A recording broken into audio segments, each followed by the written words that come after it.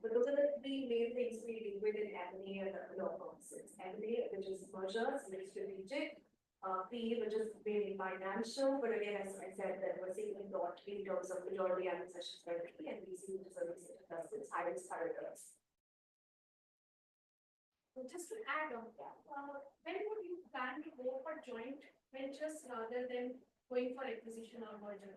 Like, is there a strategic point for it? It's commercial. A lot of the times that I have seen joint ventures is when foreign entities are coming into India, they want a partner in India. Someone already has connections, already has a built stage, and then they just want to jointly enter into the territory with them.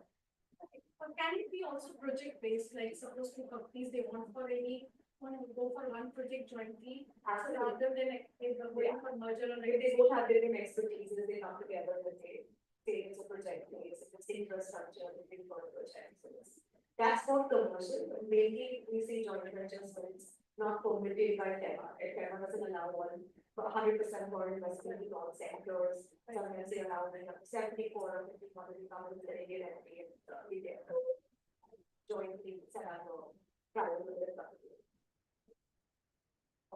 So, Priyadashini, since you come from capital markets and the work actually is too heavy, so with the type of work it goes into IPOs and FPOs, also offer for sale, like what type of work primarily you all deal with when it comes to the investment part and which type of assignments have you worked? Thanks for that, Doctor.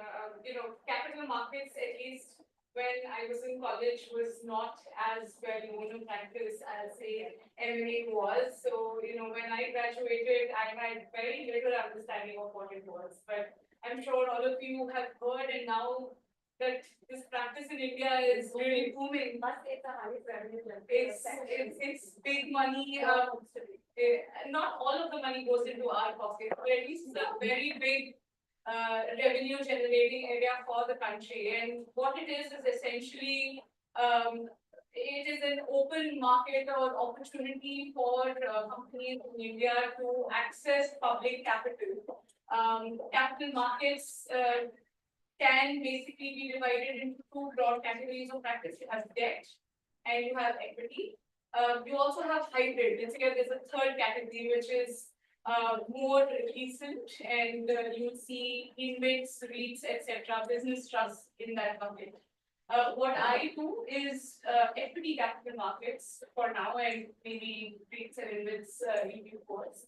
The simplest way to describe what I do is 80% of my time is spent advising on initial public offerings by companies here. An initial public offering is the first time that a company approaches public markets where general public at large, not being the promoter, founder, or the core operational group of the company, the offer is made to the general public at large to have access to the equity holding of the company. So it is a great way to give the general public an opportunity to benefit from the commerce and business operations that private sector entities engage in. And at the same time, as a barter, these companies get opportunity to tap into huge funding resources. Of course, like private sector transactions, M&As and private transactions, it does come with a whole host of diligence. But the good thing is, as an investor, the primary diligence obligation, somebody does it for you. So in an IPO ecosystem, we work with SEBI registered merchant bankers who do the homework for a retail investor to at least put their stamp on the So that is my next question. How work is divided between you as a legal advisor, merchant bankers, bank for offer, and all these different entities. So how work is divided and how much comes to you as a for a legal compliance? Sure. So a merchant banker on a transaction, I'll start with their role because in a way, in the sequence of parties, they come in first to engage with the company.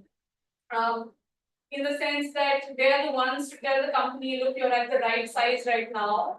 So the stage where you can have, opportunity to access public markets. You've grown enough, and at the rate that you're growing, it's best to get listed and reap benefits, because when you list, you have opportunity to freely trade your shares, and that's when you're getting true value for your shareholding. So that's the kind of advice that comes from merchant bankers to them, that the idea of when do you raise public funds. So they start that engagement with the company. And their primary role is to interact with the regulator on behalf of the company. You'd think that as a regulator, as a law policy making body, they would have direct access to lawyers, but we do have merchant bankers as SEBI registered entities, unlike lawyers, who have that engagement with SEBI, and they give a sort of endorsement of the company by issuing due diligence certificates to SEBI, assuring them that this is a company of good quality, we have done our due diligence, etc., whether directly or through lawyers, which is where we come. We also help the companies engage with investors and open the door, because how do you know who to ask funds for? While there is general public, but you do need strong institutional interests of investors, your mutual funds, pension funds, foreign portfolio investors, all these categories of institutional investors that you keep hearing about. What is their interest in the business? So they help connect the two parties, the issuer as well as these investors. Where we come in is what I mentioned on due diligence and documentation for the process.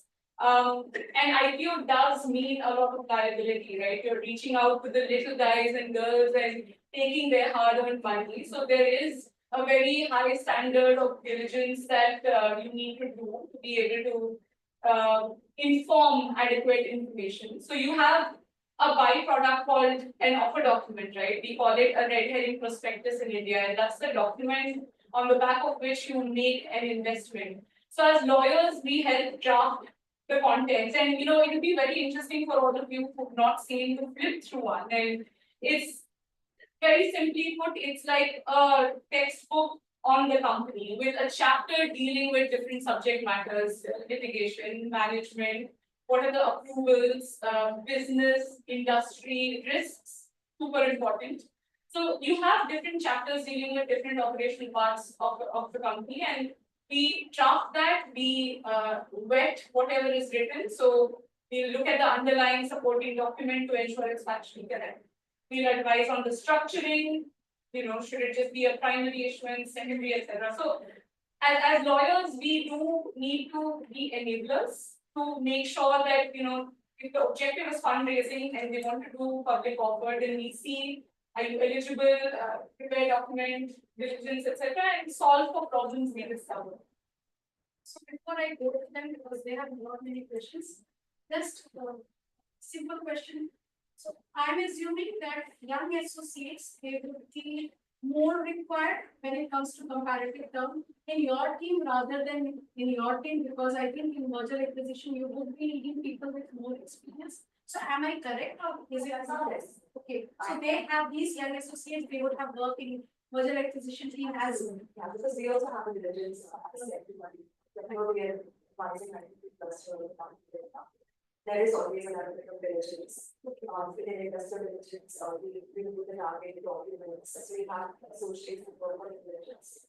I think in my team, I need an associate work on documents for everyone. It really helps some person to learn, right? And I sit with them, start listening, we do it and we do it with the other associates. We need a bit of Right.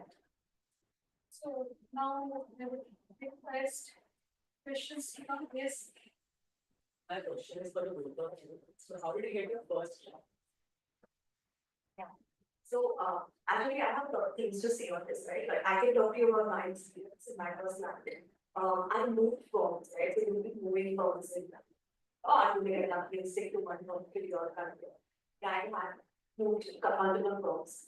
So, when I came to client, and I became a partner, a lot of my older clients from my previous firm, I'm always keep in touch with people who work with it. I'll give you, advice on what to do.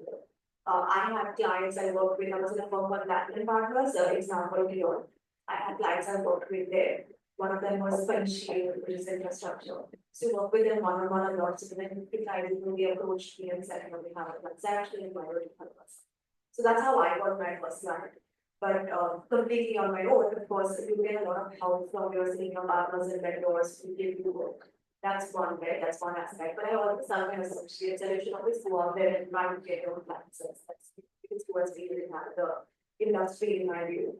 And another thing is what I wanted to bring up on is even Blackstone, right? I think it is funds in the world. It's a great client to have. How I managed to work on Blackstone is when I was a counsel, just before I was having partnership. I was asked by the management if I was okay to go for a secondment there and work there for good 6 7 months. And a lot of people, a lot of associates are generally happy instead of going for a secondment. That was the biggest client of the firm's place, right? Because you can improve yourself, you can't do anything that could upset them. You really are on the spotlight when you go there. And it's also going outside your comfort zone. You're used to the firm life and going and seeing a completely different experience. But I was really excited by the opportunity because it also gives you this whole new world of going in, looking at how the client works, really getting to know their business, really getting to know the process or the procedures that they follow, the policies they follow. And I think that's invaluable, right? I mean, that's so valuable because you're coming back and it's and they look at you as their own lawyer, right? Like, because then they know that you know how it works inside. And then you go back to the law firm and you know that you build relations with them. So that's also a really good way of getting a client. Whenever you get an opportunity for a psychologist, you may or you may not, but when you do, I would always encourage that you take that out. So always go outside your comfort zone, take opportunities. Your law firm friends, right? Like all the people you work are with today sitting around you. A lot of them may go to law firms, some of them may go in-house, right? They may work in legal companies in-house. Keep in touch with them. They've seen you, they've seen your work, they've seen your capabilities, and look at a client that your own friend who's got in-house and seen your work.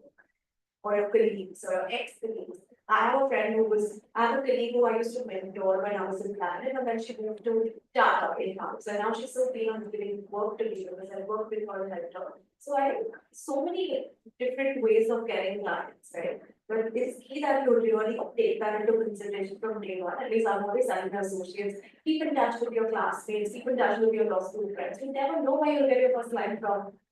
It'll come in the most unexpected way. Just give it. Again,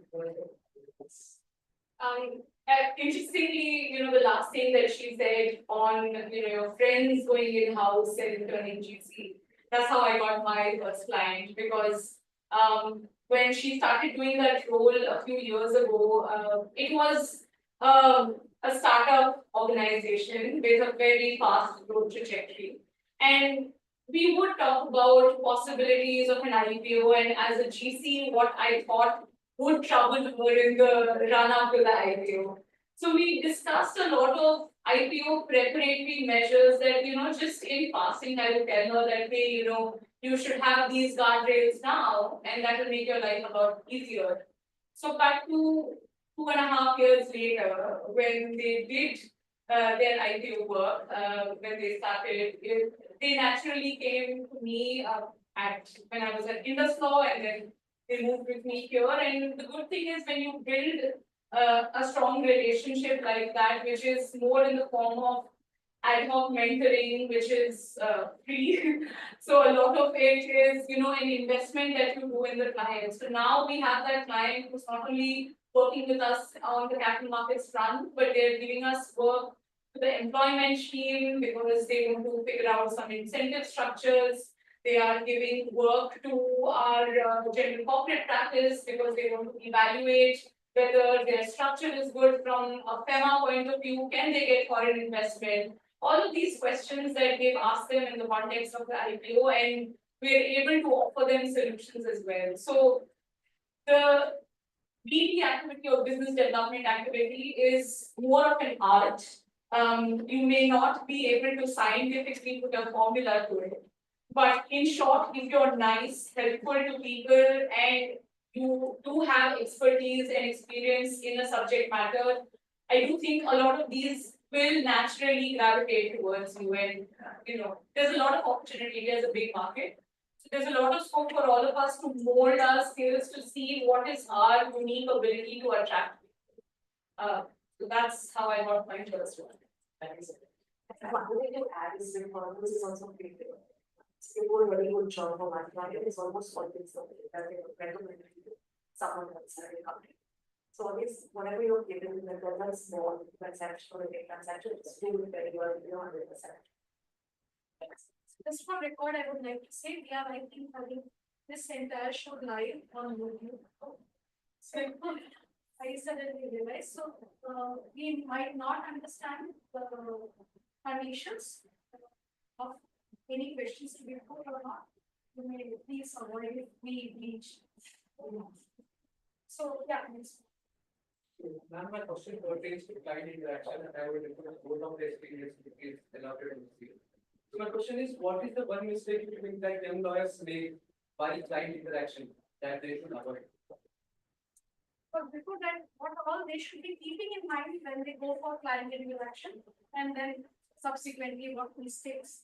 But young lawyers tend to be guilty of it. They were very enthusiastic, they really want to prove ourselves, like people.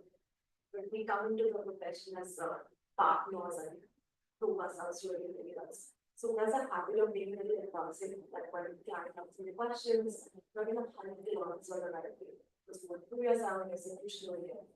But I would advise that you don't need to answer right away. Try to really understand the question, counter question, and ask more questions, really understand their business, really understand what their end is. And you don't have to answer it. You can take that, you can go back, you can really think of the problem as a thing. There are different aspects to every problem, right? Today we have competition, we have capital markets. Think about it holistically and then come back with the response. There's no need to answer right away. That's the house in this is something that I see a lot of young folks. So it is not necessary that I answer every question of my client when I go for counseling. I may even keep it reserved and may think over it and come back again. Yeah, and if you're aware of the answer, why not? Right, that answers you know from experience. And it would be better that for one question I ask multiple questions to actually understand from where the question is coming, rather than just jumping with answers. Ask more questions to really understand their business before people respond, understand their response.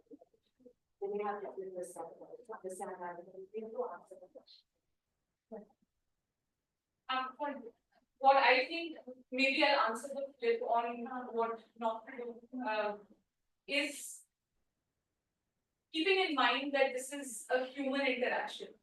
Your counterparty, while you see maybe an organization or a large investor, ultimately they are dealing with money and it is an important transaction, whether it's an M&A transaction, PE investment or a capital markets transaction. So there is a lot of maybe anxiety, insecurity that the client has. So be patient and compassionate when you're engaging with them. Clients tend to ask a lot of questions. They will be relentless in trying to get in touch with you. Maybe they will call you multiple times in a day to ask you different questions instead of gathering their thoughts. So find a way to maneuver patiently and get the most out of your client and maybe preempt some of these things by scheduling calls where you're giving them heads up and say that these are the agenda items. So patience and structure are two extremely critical things that will help you in dealing with the client a lot better. And they respect you for that because you'll calm them down and bring some structure to the chaos that's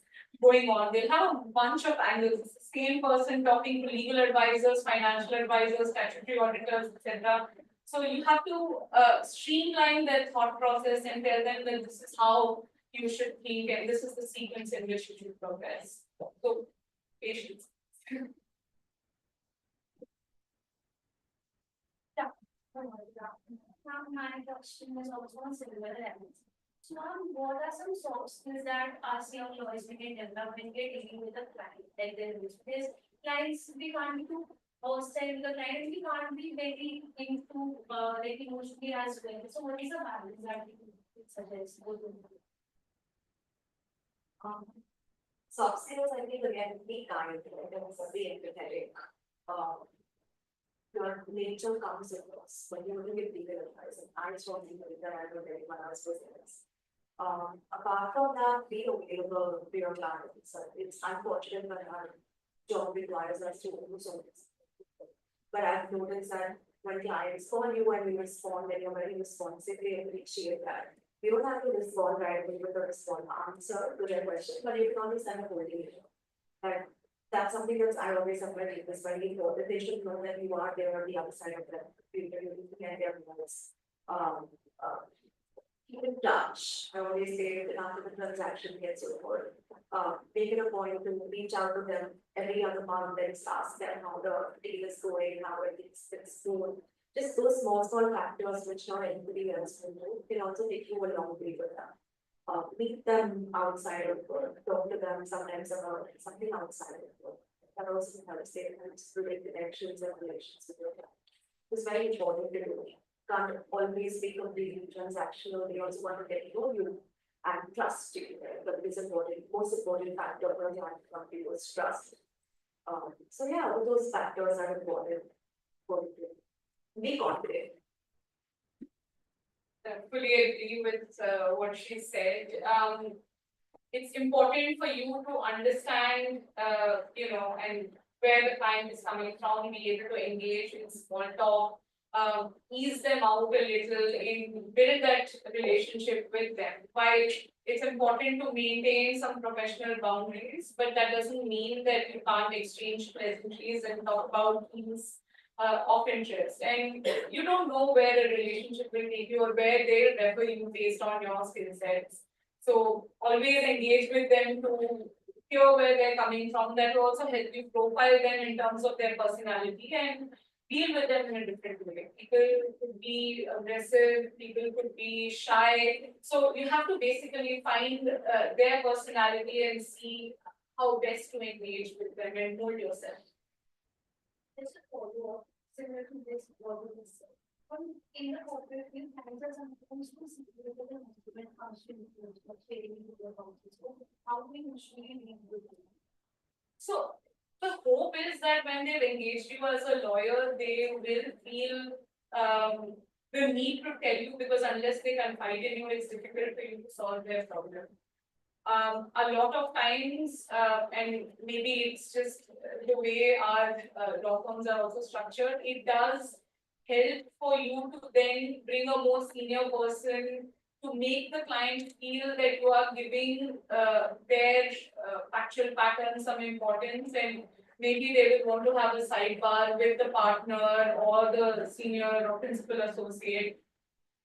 Eventually, maybe the information will be with the team that's on the transaction, but it's just a way to give the client some comfort that you are treating their details with some value, and the intent is to make sure that they have the confidence in the room to voice what's on their mind. So you have to deal or exploit the structure that you operate in, call out the big guns, and make sure that the client has that comfort. So there are a few of these ways that you can use.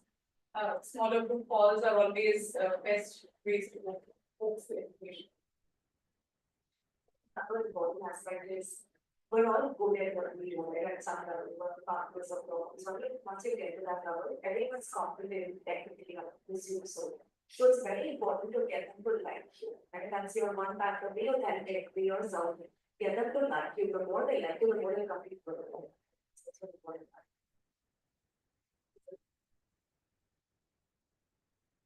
Good afternoon, ma'am. My name is Anshul Sarkar. So I have a question that is very specific to both of your individual experiences. So as we know that nowadays a lot of partners are female. Like even in my short stint at your firm, ma'am, I saw that a lot of partners were female. But I've also your firm. So what I've seen is that despite that, especially in disciplines like PVC, the clients are mostly big companies and their CEOs are often men and middle-aged men, say in their 50s or something. So what I have seen personally interacting with some of these people is that they do not trust female lawyers as much as they do. Like you said in client acquisition, being likable is extremely important. Very good. So how do you deal with that aspect? How do you get a 50-year-old man who's the CEO of a company to trust you as a lawyer more than your maid? Very loaded question. Really has not a version of possible. So of course, that is a problem that everyone faces, so they are wasn't changing a lot, right? We see a lot of women also in higher positions in companies. Which is why they're starting to trust women and others more. There's nothing you can do apart from being extremely confident and also being the one factor that I tell us to know what they have to me getting to partnership is I felt like I worked harder than everyone around me. Because you always feel like a perception goes against you. And because you get that, you put so much more pressure on you to perform constantly, never falter. So just go over prepared. Even if you do a good job, you know your answers, you're able to hold the negotiation, you're able to give a good product or what, it's with a matter of time, the time will start significant, it'll start with not, but eventually they will when they see your performance. So it's definitely maybe harder for women, but it also pushes you that much more. Also being driven by their characteristics because they are sometimes not as confident as well. They also tend to work harder, right? And that really works in your favor. You work harder than everyone else in the room. I mean, one thing to also keep in mind is to have some level of acceptance that the world isn't fair. And it's not just about this, it's about a lot of things. Maybe it could be you're the only Indian in an all-white room, so how do you really articulate your thoughts and how are you really heard, right? Sometimes you're just in that situation and you have to deal with it. The good thing is, like she said, it's not that bad. Your CXOs, yeah, it's changing. And these CXOs I've seen in a boardroom during a kickoff meeting, which is the first meeting on an IPO transaction. I was maybe the only woman, or maybe one of the two women on the boardroom table, and the rest of the women were more, sitting in the second row, behind, and they didn't literally have a seat on the table. But I started speaking, and this other male participant on the boardroom table tried to cut me. But the CEO of the company stopped him and he said, "Why don't you let her finish?" And then I did. And there are these people in positions of power who are a lot more aware and consciously put in effort to ensure you're heard and they value your input. But you also have to be realistic that it's not your job to fix this problem for everyone. If you feel that there is somebody who's not giving your view, get the job done. Ultimately, all of us have targets. We need to do the deal, get the money, and move out. If you think bringing in a male colleague, whether it is another partner or whoever it is, will get the job done, because if you take it on yourself to basically try to make the situation fair and despite all your efforts, if you see that it's not happening, don't sweat it. You can't fix everybody. Make your money, move on. That is, I don't know how to take it when you say that at the end it is important to get the thing done rather than you justifying your position or your capability. Because we can fight a battle up to a certain level, but we cannot continue fighting it and wasting our energy in it. Absolutely. So we cannot change the other party, but we may try to change the perception, and if we fail, then it is better to move to next battle and then to continue with the same. Like I actually said, no harm in bringing another male colleague if you feel like that will feel the Because eventually you would. Then what do you do with your male colleague whom you have brought? Because then it gives them a point that, see, when I came, then you completed your deal. So again, it gives them upper hand over you. No, I mean, not take a view. You will take someone who's your mentor, someone who's supporting you, responsible. To take someone who knows of your understands the disability. And I mean, the reality is also that not everyone's bad. People are helpful, you work together as a team and they want you to succeed as well. So you'll see that happening more often than not, that people are willing to support you in ways that you want them. Right.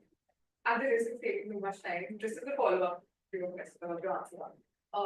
When you reach the position that you're in currently, like for example, this advice would also be applicable to partners, but say you're in the highest position in your organization and you have a client who's a say a 50-year-old male CEO, and you really want to acquire that client. So have you ever throughout your career faced a moment where you've just not been able to convince that client unless you got a manager? I wouldn't want to break, I just couple of years into a partnership. Right. But no, I never had an issue about, I've never felt that I'm not capable of getting a client. Right. Because of my gender. I've not felt it. I think once you become a part of it, you just probably know you're good at what you do there. They know that if they have few things is not easy, you really won't try to get there. So I think that latently plays a performance deficit. Yeah. And again, as Priyadashri said, that more people are underserved than you would imagine. Right. Yeah, same. I support it. Yeah, I've not seen an instance of something like that happen. But I would just, do what I said, just accept that, okay, some things will not come your way. You can waste your energy and dwell on it or move on to, because there are a lot of like big companies out there that would do with my advice. So why do I have to burn my energy instead of reading it? Thanks. Okay. Swasti. My name is Swasti. My question for you is that in some situations there are the client wants a commercially some solution or some other thing aims for separate commercial goals, whereas legally it's not that viable. So how does the counsel or how does a young lawyer navigate such? Have to follow the law. So I mean, even I work as a client, right, with law, so I have aspect of both sides of perception, but you have to do, you as a lawyer, you have to give them the right advice. Something requires compliance with law, it's an approval requirement which can take the transaction. They may not meet the client's commercial needs, but you can't avoid complying with law. What you can do is you can structure the transaction differently, right? So of course, client really needs a legal close, a particular aspect of the acquisition required of the law. You can close that later, you can close a larger aspect of your transaction first. So you can structure around the deal to ensure that the client's needs are met, but you can't avoid complying with law, and clients will respect if you push back and tell them like, don't do this. Also tell them the risks, right? Like sometimes there are smaller risks, like diligences, you find something I can't stand on. You may not want them to stand because it's safety, because it's good related for others. You might always delay that,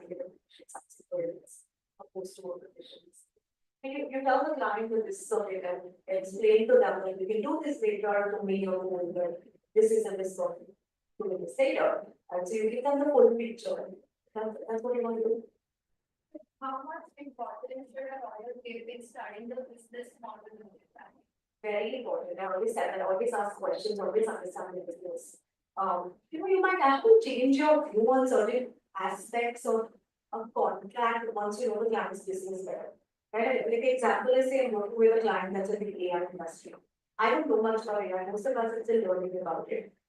It is very important for me to understand the client's business, who the client's biggest clients are, biggest customers are. Then I was reviewing a contract with the client's bigger customers, I was okay to drop a particular clause which I would otherwise have not accepted, knowing my client's position, knowing the importance of that customer to my client. So the more you know, the easier you're able to give information or give advice to them and not information advice. Also, yeah, you're able to give better advice if you know where they stand. I think that's important to know. And also increasingly, clients don't just want you to give legal advice, they also rely on you for commercial advice, right? A lot of the aspects of whether I should drop a clause or not are actually commercial. It's a commercial call for the client, but they'll still look after you and ask you whatever should be done. And to be able to answer the commercial aspects better once you know this. So you can't stop only at legal once. To get to the next level, you have to be able to do commercial advice. At least in capital markets, business is a very important disclosure item. And you look at your regulatory prospectuses, you will see 4-5 chapters that just focus on what does the company do, this business, industry, what's the industry that they operate in. There's a chapter on management discussion and analysis, which talks about what are the financial trends in their audited financials of the company. So you do have a lot of focus, which as lawyers, it's important for you to understand, so you're able to draft or review those chapters very well. On your first question, just from a capital markets perspective, when you are faced with such a situation, you really need to see what kind of non-compliance is this, because we constantly deal with situations where there are maybe minor infractions that may not be material from the transaction perspective, and maybe they are likely to get resolved in the ordinary course of business. Maybe something like a delay in payment of statutory dues, something like that. You make a disclosure item and move on. But say if you have an event of default event that has been triggered in one of the loan documents of the company, then you have to solve for it, because you think about, oh, there's an event of default in one loan. Does that mean that as a consequence of the default, what is the remedy that the lender has? Can they invoke like a repayment? What can they do? Loan agreements also have cross default clauses. Does that mean in all other loan documents also, the liability triggers? And then what does that mean in terms of overall monetary exposure? And then you advise the client on what's possible and what's not. So even in terms of legal risks, it's not that all companies that are going public are in that sense fully compliant. Compliance is an ongoing process. You do have to profile what kind of non-compliance it is, and then see if it is a disclosure item or if it's something that needs to get fixed. You can see a lot of offer documents where you see that there are applications for compounding or adjudication that are pending at the time of the first draft document being filed. So you'll see that it's an ongoing process, that you tell the public that you have an issue, you have identified it, you made disclosure about it, and you're trying to remedy it, but you can't assure them on when it. So you really have to basically take a very fact-specific call on how to treat a matter. So before he comes in, I just add-on question. So for a lawyer, how much financial literacy is like essential, desirable? Because see, when it comes to preparing a rendering prospectus, do the entire document is prepared by you, or is it a composite team of MBAs, CAs, CS, lawyers, and then you do the proofreading of it with respect to compliance part? Like as you suggested, there would be business projections and all those data. So first of all, who makes that? And you as a from the law background, how much financial literacy is essential for you, and how much is desirable? Really pertinent question for our practice. At least in terms of drafting, we do draft all of the book except for two things. One is data on industry, for which we do engage, the issuer will engage an expert, not an expert under Companies Act, but a subject matter expert. You have CRISIL, CARE, you have a lot of these service providers who do market intelligence work, and they will talk to you and prepare a report on what is the industry, define the scope of the industry, what are the trends in the industry, what is the forecast, etc. So there's one aspect that comes from an external party. Then you also have the financial information, which is audited and restated financials, which are prepared by the statutory auditors. So in addition to their role under Companies Act, they are contractually engaged for IPO related documentation, where they give you the set of financials with 3 years financial period in columnar manner, so you can compare. There is another chapter that I mentioned before, which is management discussion and analysis, which is an analysis of the financials. That is drafted by a lawyer. Which is why financial literacy is absolutely fundamental. Does that mean you need to have a CA qualification or a BCom degree? No. Financial literacy simply means that you are able to read the financials and navigate through it to understand what are the components of the financials. For example, being familiar that there's a balance sheet, P&L, cash flow statement, and now you have statement of equities as well. Then you have notes to accounts. From companies and audit report, you have a Caro report where there are in the annual audit report there'll be reportings on various topics, including companies and compliance. So awareness on the various components of financials and everything else, as intimidating as it may seem, there's a lot of numbers dancing at you. But if you are just reading it as simple English, it makes a lot of sense. So that's the amount of financial awareness and literacy I would say is must. Nothing that can't be learned with patience. I think about maybe in your first year, if you dedicate time to it, you can get reasonably comfortable.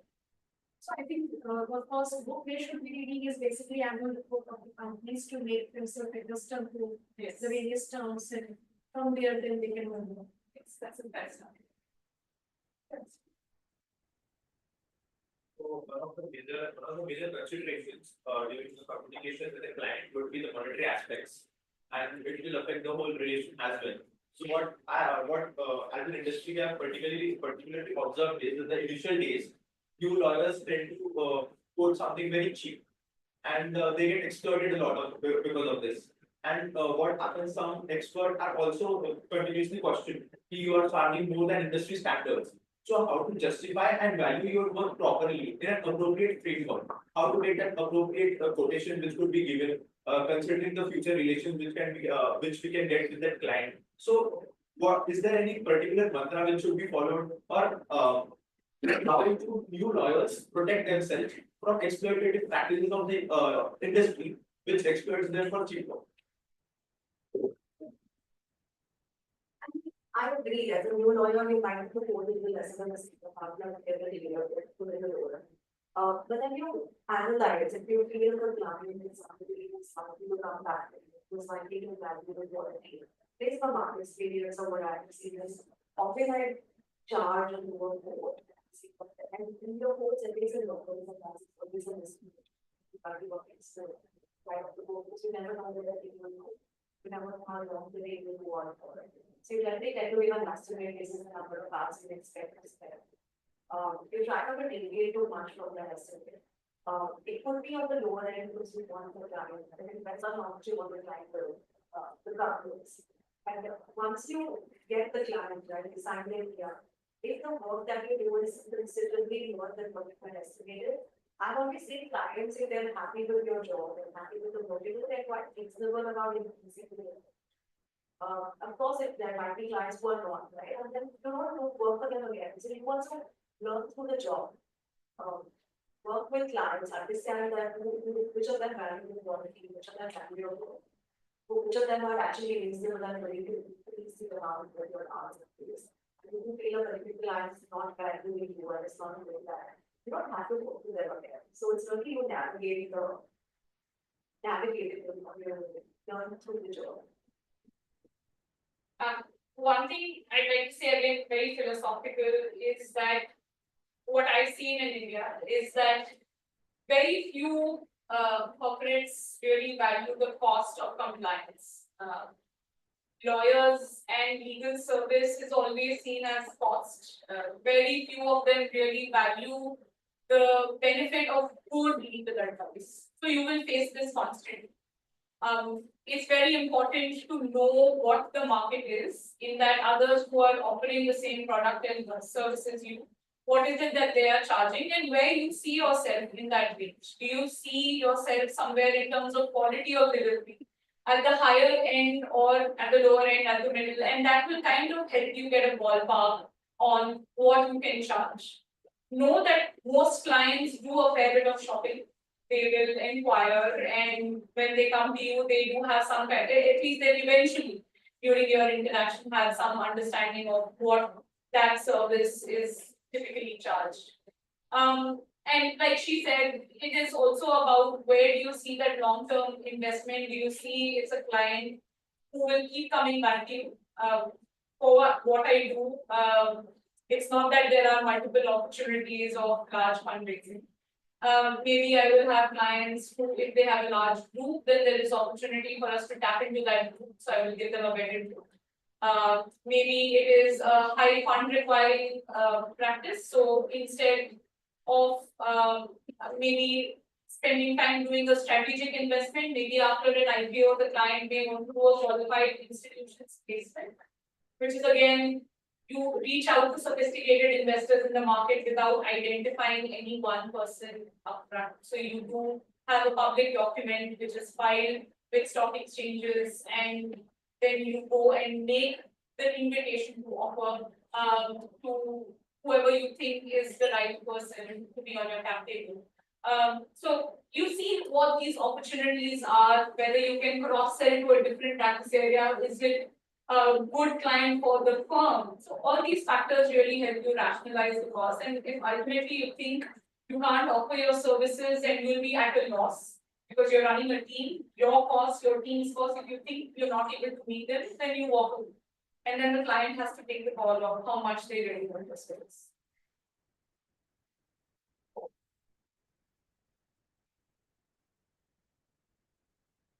Very good afternoon, ma'am. I'm Sriraj, a fourth year student in MNLU. I have like two questions to each of you. I'll start with Kosha, ma'am. Ma'am, so you mentioned about being available for the clients, but oftentimes since you are the partner, you're handling all the deals, business development meetings. You're also mentoring your senior associates, checking if the work is done. So, ma'am, how do you manage the time and prioritize these tasks that are there that you have? Because there are so many things to do at the same time, and how do you prioritize it in according be available to everyone that is there and fulfill your responsibility that is there. And second question to you, ma'am, is with respect to the international clients. So since you work with Blackstone, did you face like any difference, like when you deal with Indian clients and when you deal with international clients? Are there any things that you have to be better prepared of or be what you can say mindful of while dealing with? So on your first question was about availability.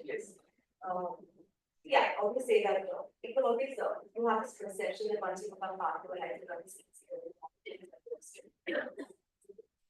You have to go to hardest once you become a partner. Have a place for an MBA partner. I have maybe plus partners with my own because one person job.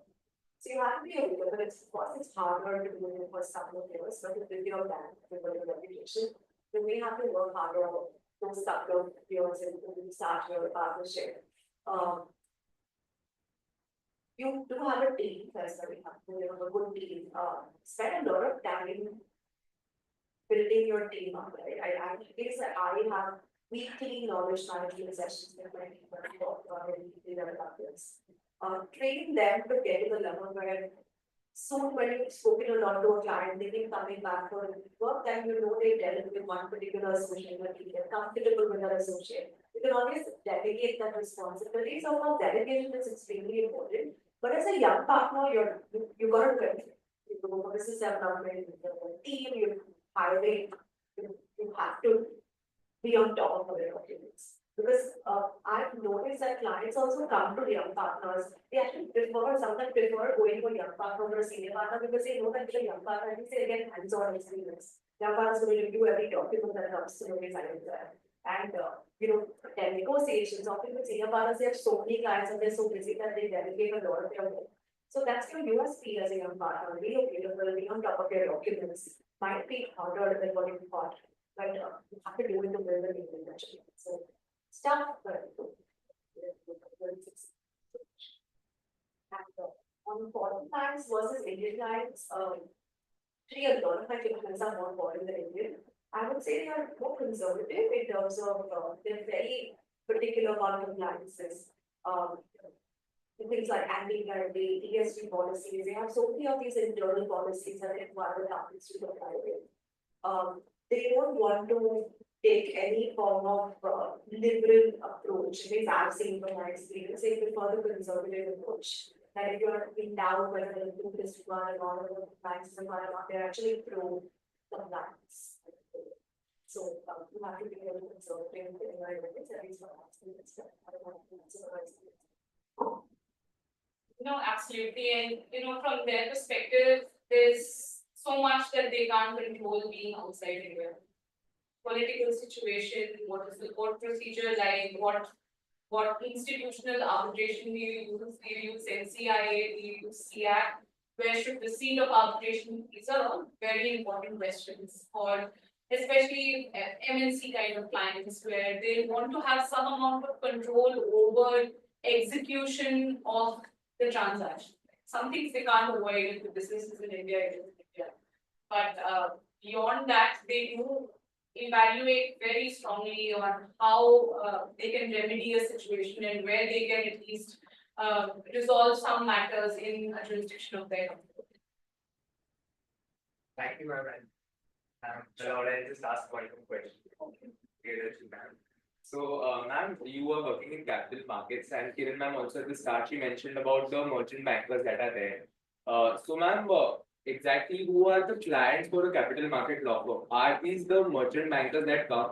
So, like, let's say there is a company wants to launch an IPO. So, first will they go to a merchant banker and merchant banker will take help of the law firm? Or is it the other way that they go to the law firm and then law firm will refer them to, okay, this is our partner merchant banker, you can, take help of them for this scheme? Really all options possible.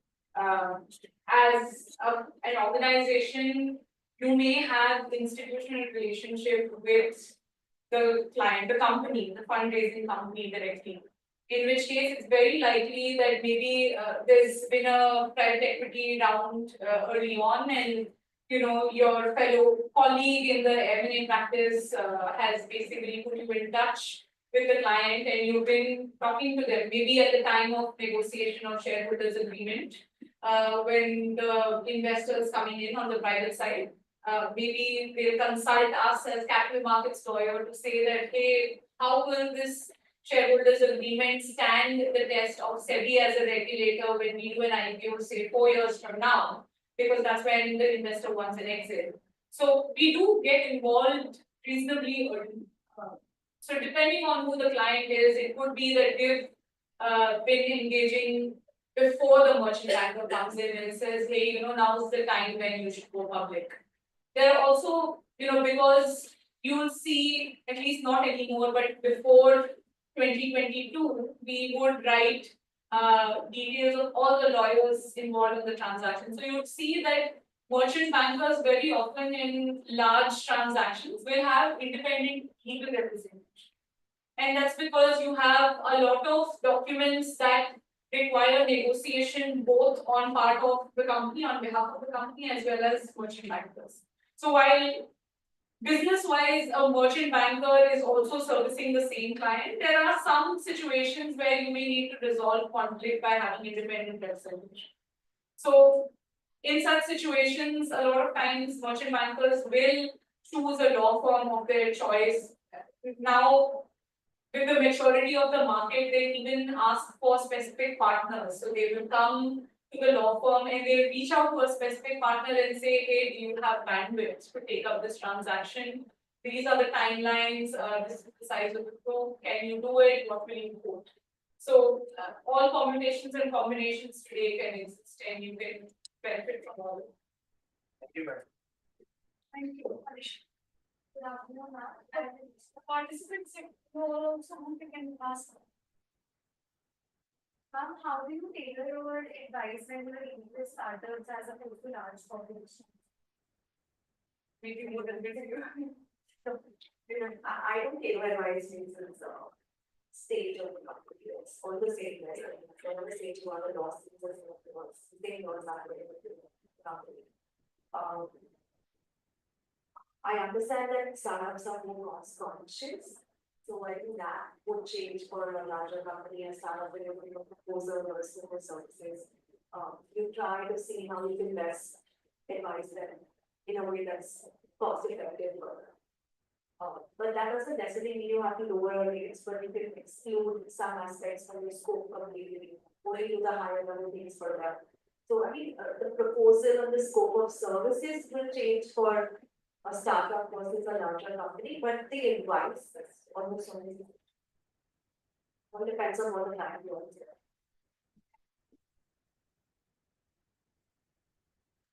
So two questions primarily. Firstly, from my understanding, Trilegal as Lucio and Sirla Machal Mangadas has employed both Harvey, which I believe is in its pilot stage, and Lucio at the same time. So how are you incorporating these? How effective are these and how often do you use these personally? I use articulate quite a lot. I use sure what I use strategy a lot. I think it's important to get over that. It's not using it is just going to put you on a disadvantage.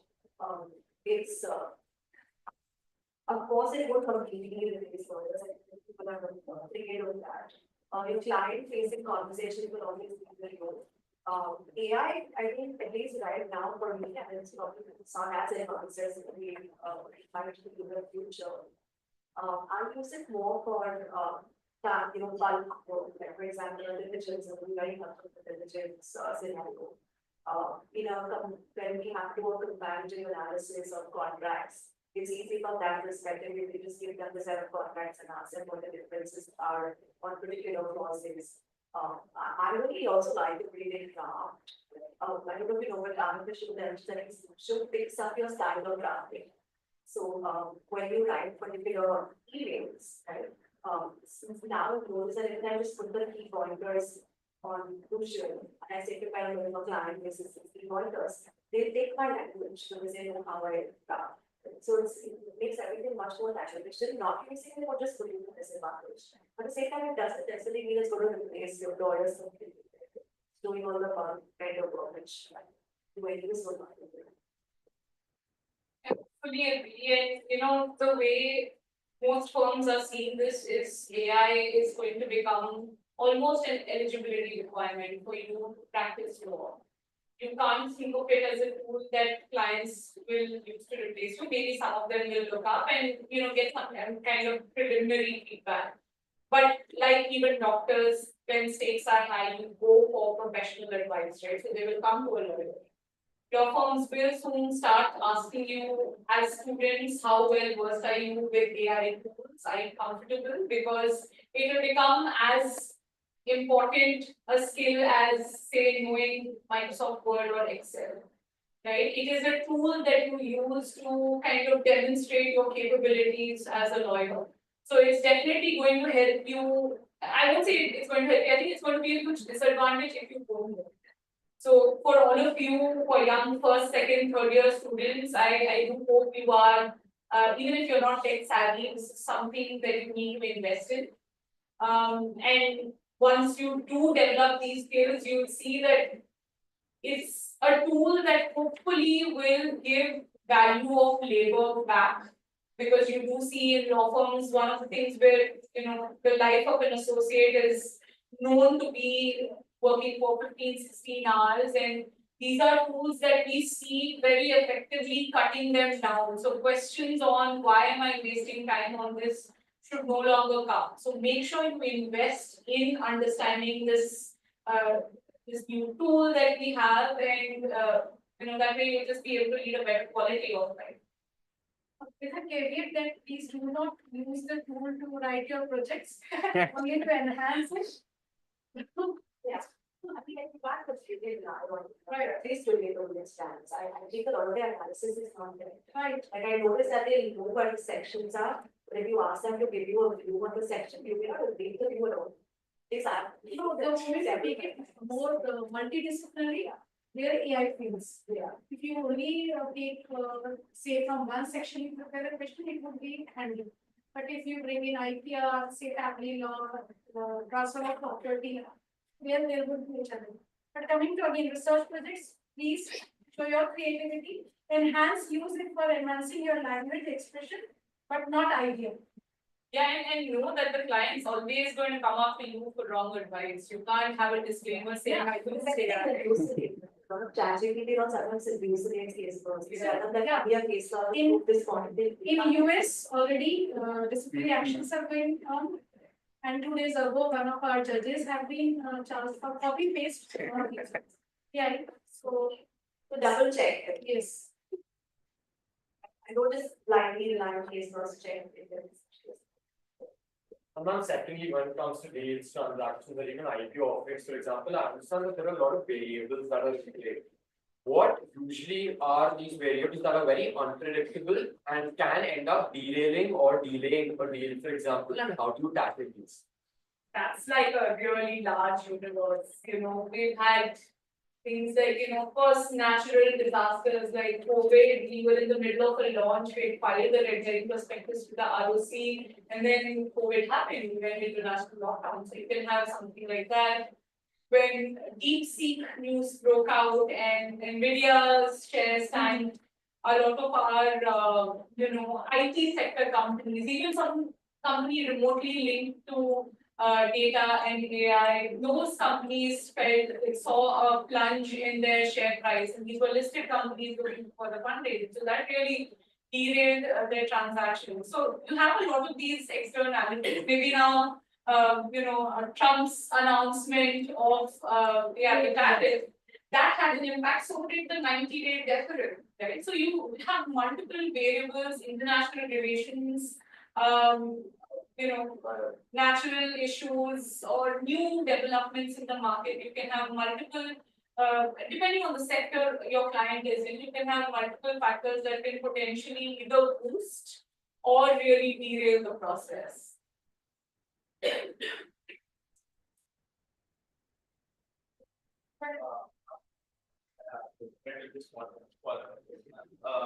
What I have recent rate of capital market is very high. And we will find that with our colleagues in countries, we will of working hours and get paid tiring and our relations with family and all this thing get hampered all this. And few of my friends who have who are doing their law from Europe or some other countries, but they see their law from some really good practices, the fixed working hours and all this. So to improve the admission rates or to improve the holistic experience of the lawyer in the field, are there any new steps taken in the industry, or what, according to you, what can be done to improve this? So that is my concern as well. When it comes to quality of life, being a lawyer, whether you are practicing or you are with law firm, I see that you do not have any quality of life. You are working from 7 to 12, and you just now told that even by being partner, that does not take off the workload. So when do you get to enjoy what people you have earned through, or when do you have that leisure time? That's really my life. You know, I'm an Indian worker. Before the audience, I've managed to work with certain life. Yes, I think what's really clear at the time when ethics and I know the Cat students very excited when they're doing a larger transaction. There will be weeks when you have to work late every day. But then that doesn't become clear when the day is over, you have this long time. Make use of the long time.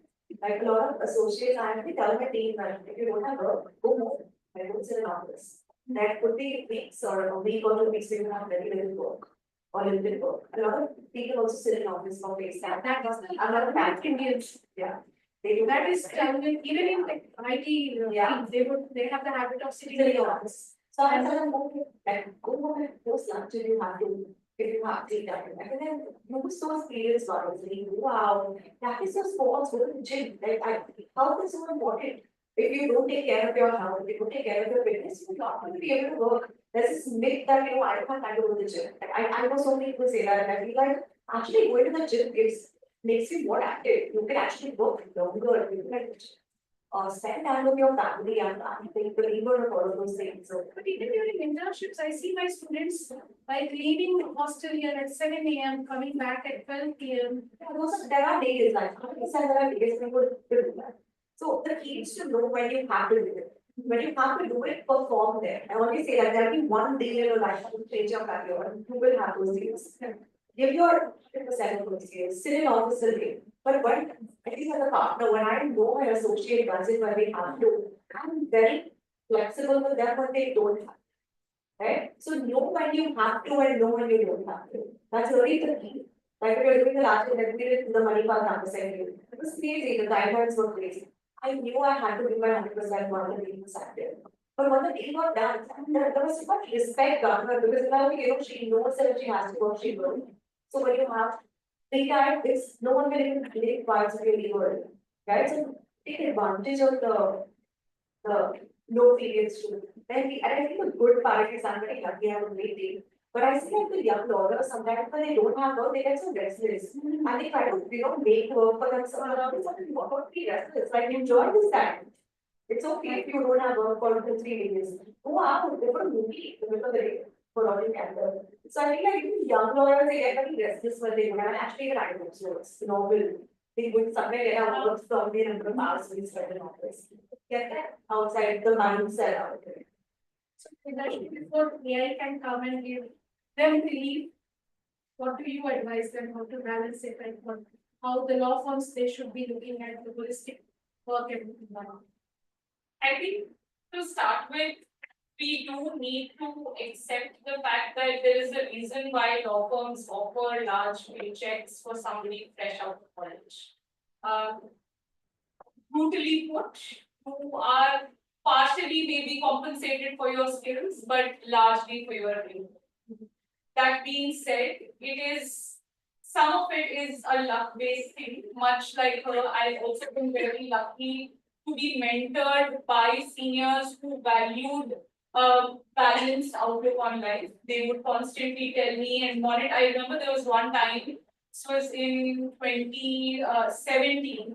I'd had a particularly grueling set of few months, and there were back-to-back filings. And that's when Indian IPO market had just picked up. DMart had listed at a 100% premium.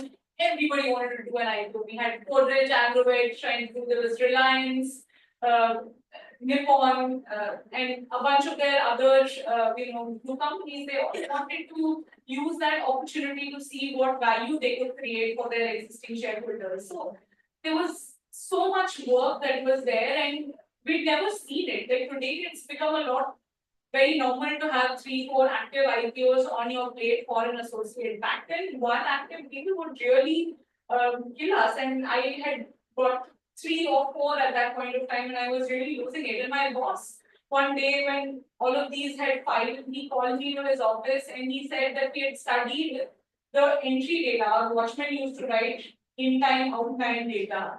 And he said we had studied it for 6 months and realized that I didn't have a single day, weekend, or holiday off. And he said you have to take time off immediately. And there's only so much that your partner can also do during the transaction. They will test your strength and ask you, are you able to do it? And you need to be very honest and vocal about how hard you want to run. Because there may be somebody out there who may want to push themselves, but it's fully okay for you not to. So it's important to communicate, to understand that for law firms, law is also a business in addition to it being an art in the form of the skill that you offer.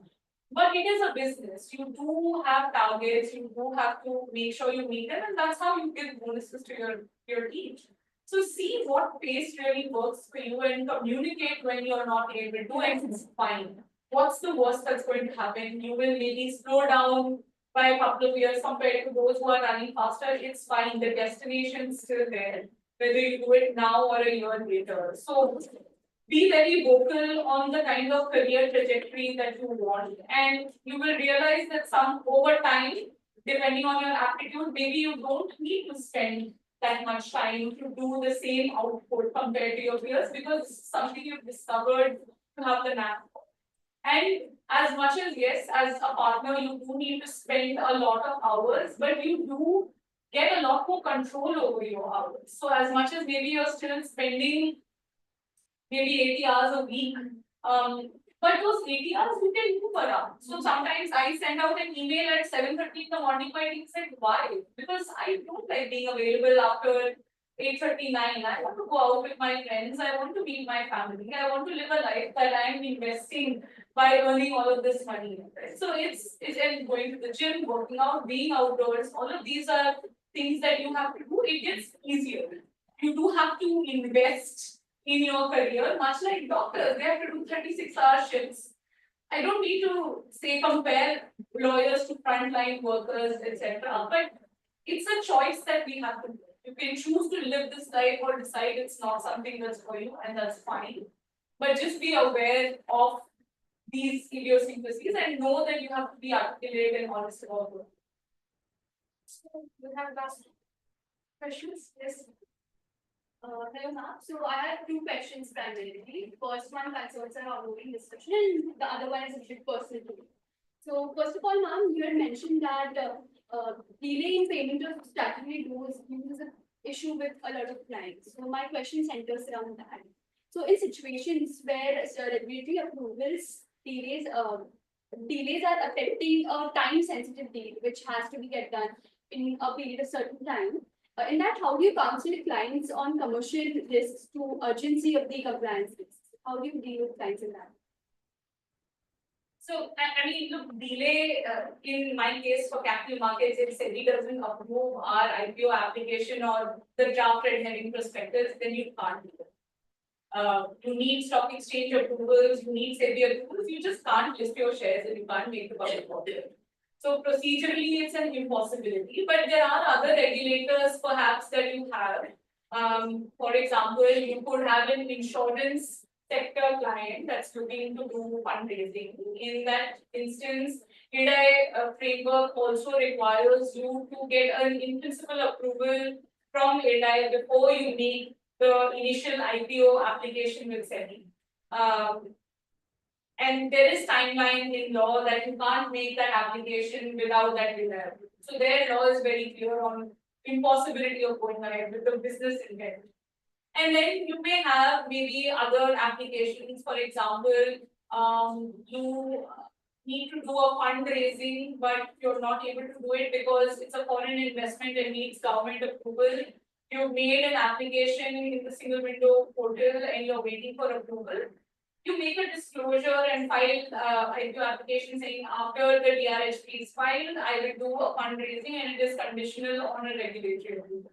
So you have these ways to, depending on what the approval is for, you have these ways to see, is it something that's a roadblock for the transaction or is it something that you can navigate through? Statutory dues, it was a smaller example because you see that that is more of an operational activity as opposed to a transaction specific approval that we so very circumstantial and who knows, maybe someday statutory dues will also become super important. Regulator and exchanges are very bothered about our companies really paying money to the statutory authorities. So it's an evolving space really. Thank you so much. And also you mentioned, like as ma'am asked that is financial literacy very important? So you mentioned that you don't need a CA degree. But my question is that what areas of law, what practice of law would you suggest that having a CA degree would like bang on there? It would give you an edge over others. So she wants to run away from financial literacy. She wants areas where she does not have to deal with. And of course, yeah. I mean, specifically, having a CA degree would really edge your law practice, or it would gain you hands-on experience with good clients, something like that. Any commercial practice would really benefit. I'm taking the liberty of saying, yeah, I don't want to go on. Maybe we're not do a lot of PR or things like that. Thank you so much. One last question, I know this is a long one, but one last question. I mean, if the company wants to set up their business in India, certainly there are no regulations as to no regulation how AI can control. Since there are no laws right now. So if a business wants to set up their own manufacturing unit, how do you advise them in regards to the law that are certainly not present right now? They are need inspiration from outside, or what is the point? What is the advice given like that? So you're looking for a company which is working in AI field, wants to set up a business in India. Or the laws are not certain yet, so what is your advice on those certain? The other factor in the situation in India is, actually coincidentally, it's funny I mentioned this because I was at the IBA last week, International Art Association meetings in Mumbai. I was the Tata Consumer GC was there. And the topic that we were discussing is what keeps a GC up at night. So GC is a general counsel in house everywhere. And they actually, he said his biggest concern is what you're saying. There is some law that is very prevalent in the audit for America. And it's like, it was up to India. He wants to go on it because the minute it does stop, it will not fall. It will completely change your business. It will completely change your projections. So, you if your client has specifically asked for this, always good to tell them that this is where the laws are in order, this is where the laws in America. It's not come to India yet, but it could. And always update them from that, but at least from my understanding of India, it was very concerned and he wanted more and more lawyers to do that. To tell them what the position is going to be and, whether or not it's going to come to India. You may not know it upfront, you may have some kind of, at least our firms always have, people who are close to regulators and can give us some information on what the regulators do, what's their aspects. So you have an idea of what's to come, but yeah. So basically, you need to be even updated with EU AI Act, which they have made in US, how they are going ahead, and obviously how India would take it. That's a good question, because the client is sure. And also just to understand what she concluded with in that lawmaking process is not overnight. You do have people who lobby for certain positions and there's always rationale and most laws will have some kind of public consultation process and they will engage with stakeholders that the law will affect. So you may have people who are maybe ex-employees or ex-senior officials of these regulatory bodies who may have some know-how of the conversation. Merchant bankers actually, they are almost, and AD banks, all of these, intermediaries, so to say, market intermediaries are expected to know what's happening in the market and, keep know the pulse of the market in any practice. So you have sector specializations in merchant bankers, so they cover different sectors and they see what is the government thinking about how to regulate and moderate. Are they going to do it now or are they going to wait for some setups to come in place so that they're seeing how practically things operate and then start it. So a lot of it is very time based. It doesn't happen overnight, at least my experience. So really very interactive and knowledgeable session. Shall we close this now? Otherwise, I don't think we will conclude, it will go on.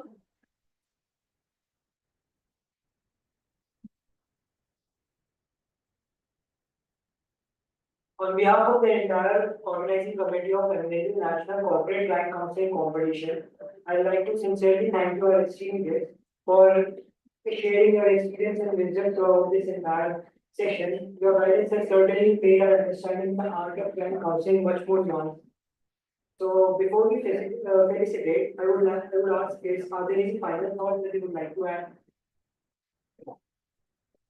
I would just say that the students that don't be disillusioned, just be resilient.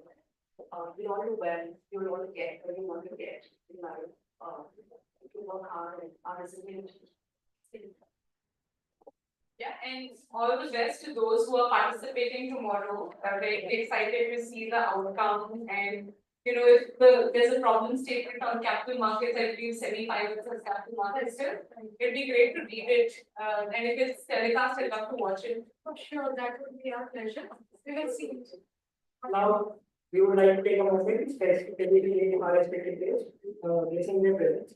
We want to discuss it. We are going to please. Well,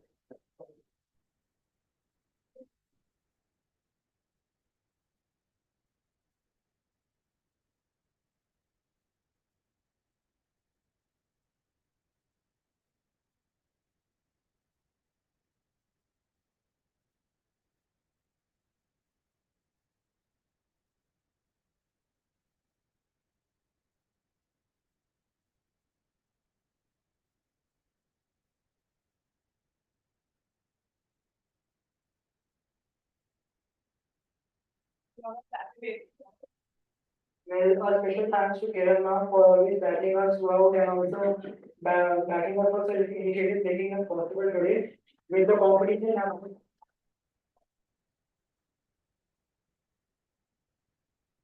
With the competition happening tomorrow, both finals, semi-finals and finals, I hope that the teams are feeling much more confident now.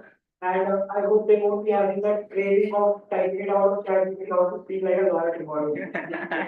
Certainly, we genuinely appreciate your time and efforts, ma'am. We look forward to hosting both again at a very good time. Thank you so much.